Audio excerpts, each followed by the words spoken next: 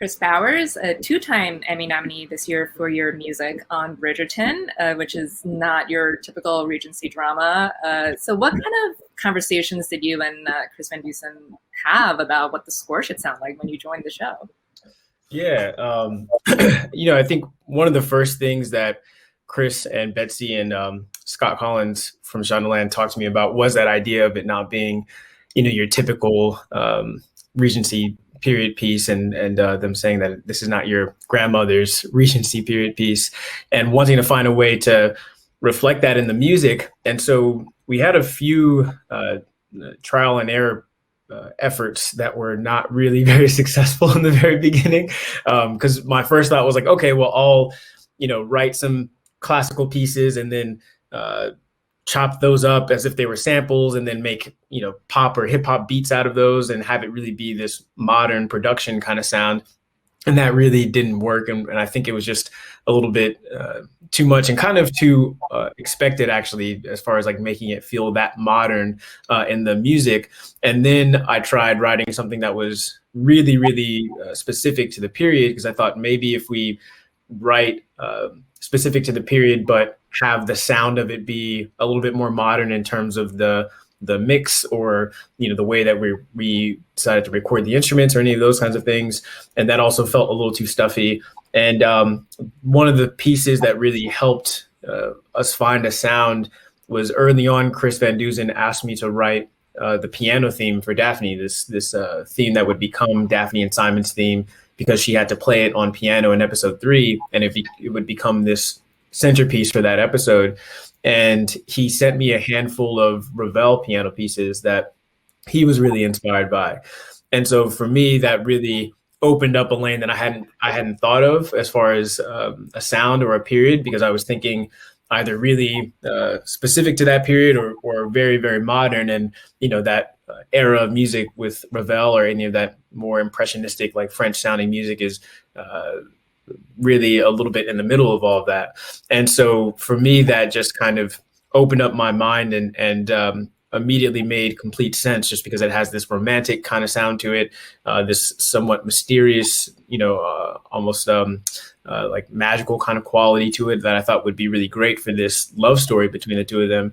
And so once I found a theme for Simon and Daphne for that piano piece, that really helped unlock the sound for the rest of the show, where I thought I could use a bit more modern harmonies. And I think the second thing that really helped was some of the choices that Alex Patsavas made with the Vitamin String Quartet pieces, or the Duomo covers, or these covers that once I heard like the Ariana Grande Thank You Next cover in the first episode, I was like, oh my gosh, this is such a brilliant idea, and how great those arrangements are at capturing the feeling of a pop song just with 4 instruments. And so I was like, okay, if I also start looking at pop music and seeing if there's any way that I can borrow rhythmically from that and orchestrate it in a more traditional way, is that something else that would help the sound? So I feel like those were some of the first conversations that really helped find the sound of the show. So they had already decided to use those like classical arrangements of modern like pop songs in the show already. By the time we got to the first spotting session they had, I know that it was a bit of time, Alex said, where they were trying to find the right ones. But I think that pretty early on, that was something that Alex Patsavas had pitched to Chris, and they already knew that was going to be something that they would try, as far as having these pop song arrangements, or these classical arrangements of pop songs. And the first time I heard it was in the first spotting session for the first episode. And just kind of watching it, cold, was when I first heard those first arrangements. Mm-hmm. What was it like, easy or difficult to write music to complement that, those orchestral renditions of Bad Guy and Thank You?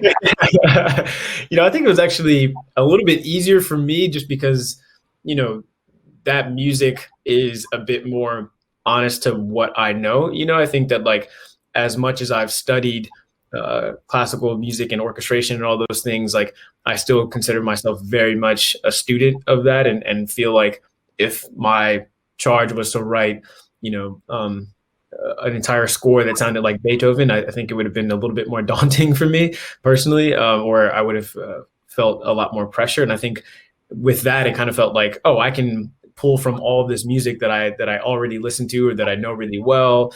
It also allowed me to think about, if we're trying to represent some sort of feeling in one of the score cues, what pop songs can I go to that have that feeling? And is there something about those pop songs that kind of can give a little bit of inspiration, whether it's like rhythm or tempo or any of that kind of stuff. And I also think tempo wise, pop songs are things that, we all love dancing to and moving to, and it makes us want to move. And a lot of this music is, happening either in ball sequences or even just in general, wanting to create that kind of rhythm. And I feel like for me, it's much easier to hear the movement or the things that make me want to dance in pop music versus early classical music. So I feel like those covers actually really helped me, find some different references that were really helpful. Mm-hmm. Well, you submitted the pilot, and I think the piece de resistance is the final sequence at the end when Daphne and Simon come up with their ruse, and it's intercut with them walking up to dance, and there's fireworks, and the score is really lush and full. And that's really that scene, and I think, with your score, like that's like the crux of the show, like it sets up the rest of the season. So can you talk about writing that whole sequence and like their theme, basically? Yeah, definitely. So it was something that felt, pretty daunting just because of how long it is. And also, I forget what the temp was there, but it was something that Kris was incredibly in love with. And I think they even tried to license it and decided that they couldn't afford it or something like that. And so the task kind of fell to me. But the thing that first helped with that was I had just before working on that cue, I had just found Daphne's theme. And the first time we hear Daphne's theme is when she's being presented. And that final sequence starts with her theme, and it starts with this, her theme has this like sense of anticipation and the nervousness that she's feeling, and it's this thing that's continuing to grow and build. And I had the idea of trying to find a way to get from her theme as they're having this conversation, and once they start dancing, to break into their theme and have it be this really optimistic, loving, romantic version of their theme. Because when we hear their theme next in either the little bits in episode 2 or definitely in episode 3, it has much more of a mysterious, darker sound to it. And throughout the rest of the season, we actually hear their theme in different emotional qualities, but it's never as positive or as big as that first episode until the final episode.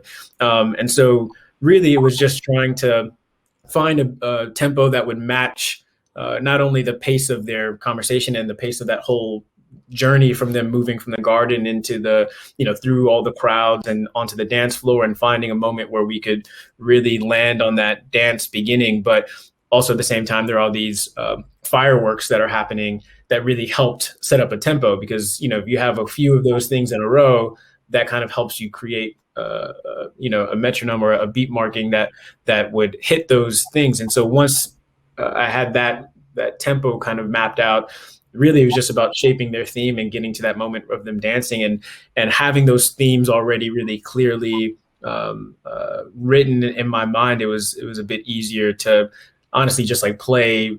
I started with the piano reduction for that, and just like playing piano to that whole sequence and to their movement and all of that. And then the other thing that I really love about how that turned out is just the fact that we recorded all of this remotely, and it sounds like this huge orchestra, and it's really just like, maybe 10 to 12 musicians all recording from home. And I remember the flautist that played on it, she told me that she cried actually listening to the piece as she was recording it, because it was the first time, during the pandemic, that she felt like she was playing with that large of an ensemble, and having the musicians react to the music in that way, I think felt like the biggest joy for me.